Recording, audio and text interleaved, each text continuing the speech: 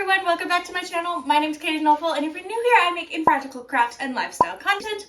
And we are getting ready for Thanksgiving over here in the States, and so I have decided to make my son a pair of overalls that has a hand turkey on them because I've been looking everywhere. I have this vision in my mind, and I cannot find anything that lives remotely close to how I want it to look. The plan is I'm gonna sew the overalls myself because, as I've stated before, I am trying to get better at sewing so that I can make him super cool costumes when he gets a little bit bigger without embarrassing myself in front of my child. So I figured I would embarrass myself in front of all of you. What do we do when we are somewhat okay at doing a very basic thing?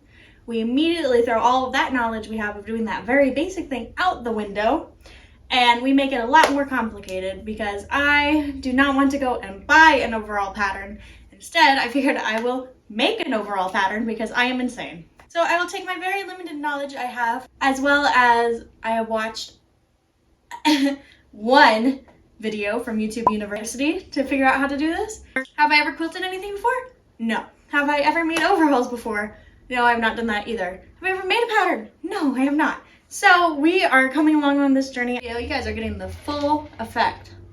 Let's take our limited knowledge and put it to good use. Let's get going.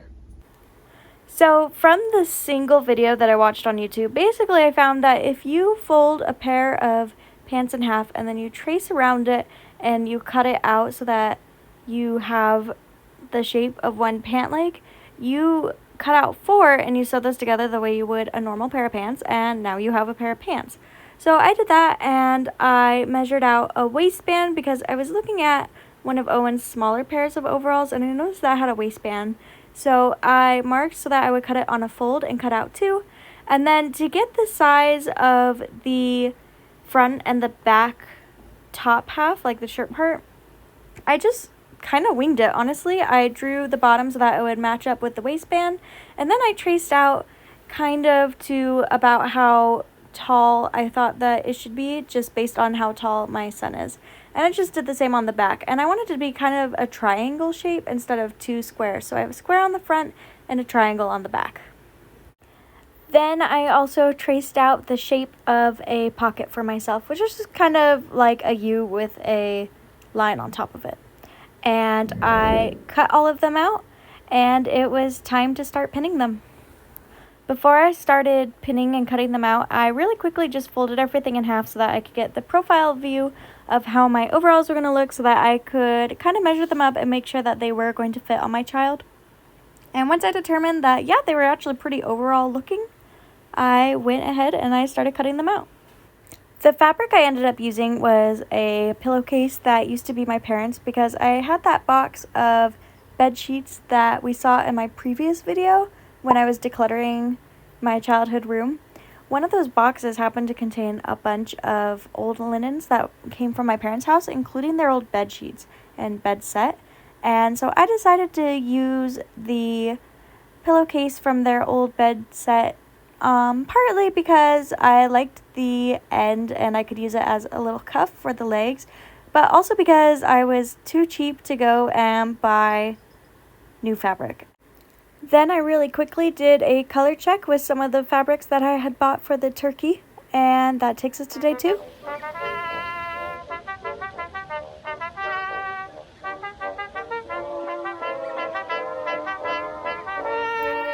Day 2, I didn't really spend a whole lot on the project. I really quickly put the pants together, and I was super proud of this because for some reason whenever I go to sew pants, I forget how every pair of pants I've ever seen in my life is made, or how they work at all. So the fact that it took me one try to figure out how to put them together, I'm actually pretty proud of. And once I had sewn them together, I added the waistband on, and that's where I left it for day 2. So with that, we go into day 3.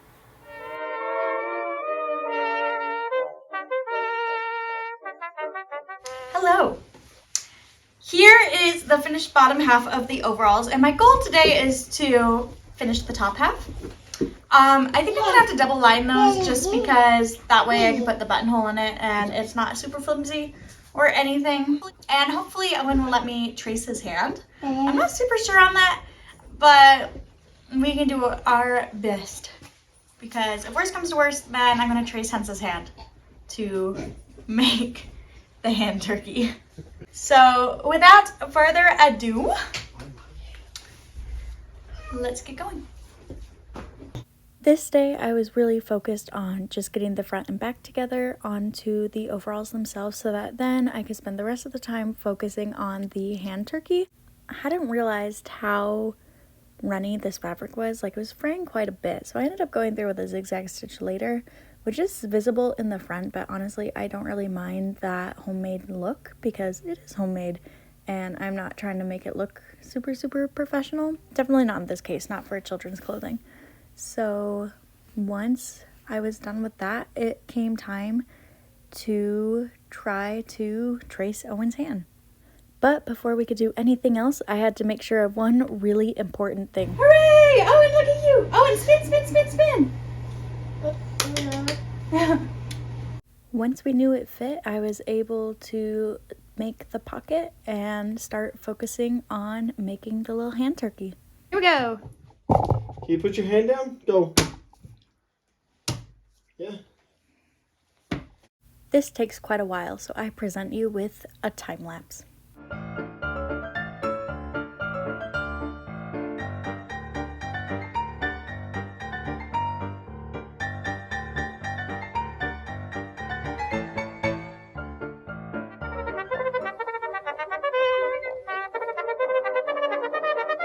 So for day 3, I tried to explain what was happening, but I cut my head off, so you can't actually see myself. But what I did was I took his handprint and I cut it out so there were little spirals, and then I used that as a pattern to cut out the different colored fabrics. And then because I didn't leave myself a seam allowance, I had to go in and I had to hand sew all of the pieces together onto a piece of fabric so that it looked good. So here is a time lapse of that.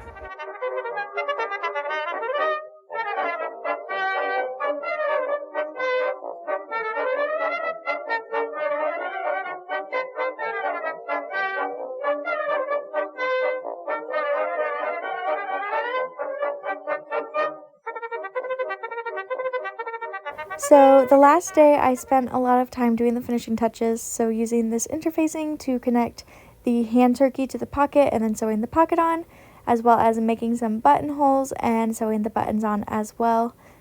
And I think that it is time really quickly when I show you this iron-on interfacing that we have a really quick history lesson.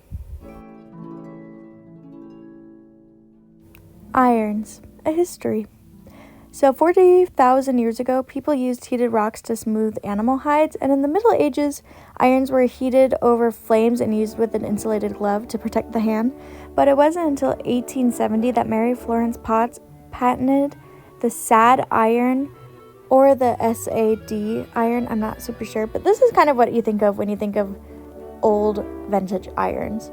Anyways, I can feel pretty confident, and what I did was pretty historically based.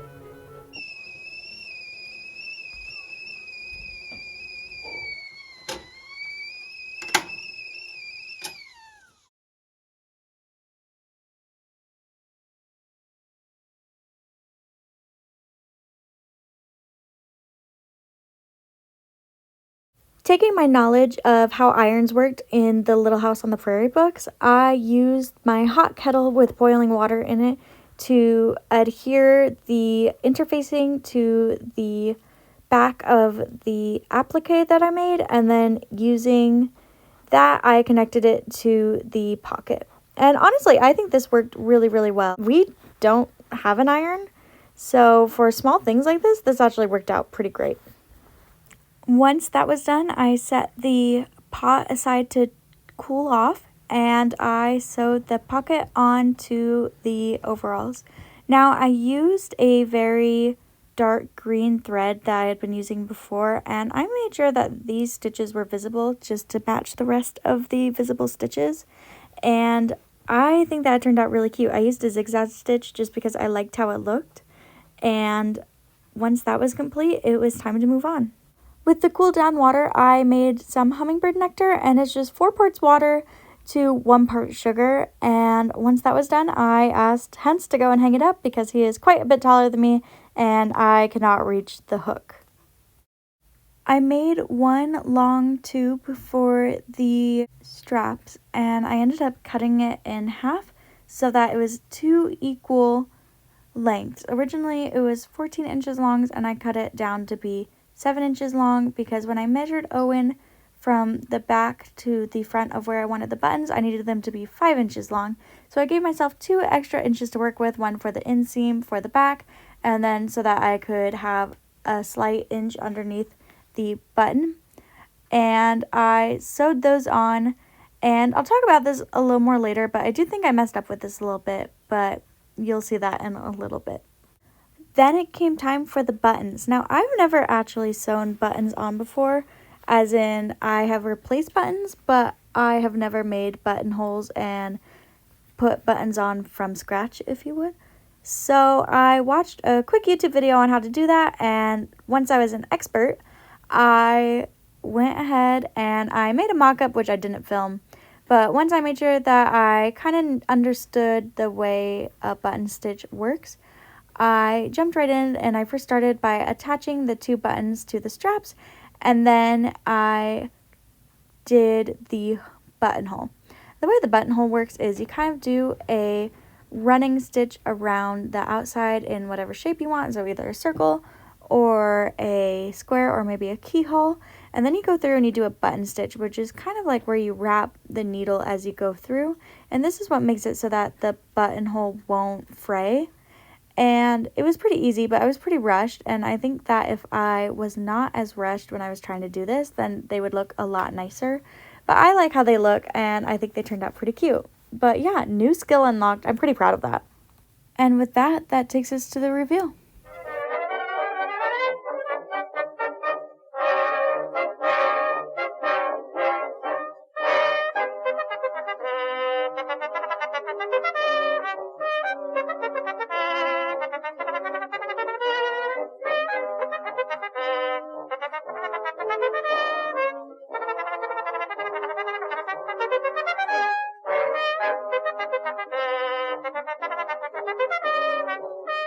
Okay, some notes about the finished product itself. First of all, I think they turned out really cute. I've never done buttonholes before. I thought I had the foot to do it on my sewing machine, but I don't. So I ended up learning how to do a new skill. I think the inside is pretty sloppy, but outside I think it's pretty hard to tell other than the very seam stitching with the machine. But I kind of like that. I didn't have a color match for this. I think it turned out really cute. You can see the sewing done, but that's okay because I kind of like that look anyways. With the turkey itself, I was kind of going for, you know, like when you were in school and you'd make a hand turkey. That was the goal. And I think I got that. I think it truly lived up to expectations. I think usually the thumb is the head, but... No, I didn't want to do that. I think they're dumb looking. Anyways, that's gonna do it for me. Thank you so much for being here. After this, we are on to Christmas stuff, which is so exciting because I love Christmas. But stick around for that. I have crafts. We're gonna finally decorate for Christmas now that I'm done filming this video. Happy Thanksgiving to all my friends in the States, and I'll be seeing you in my next video. Toodles! Owen, come here. Owen, come here. Okay, ready? Plunk. Okay. Go to Daddy! Come here. Come here! Come here. Shall we?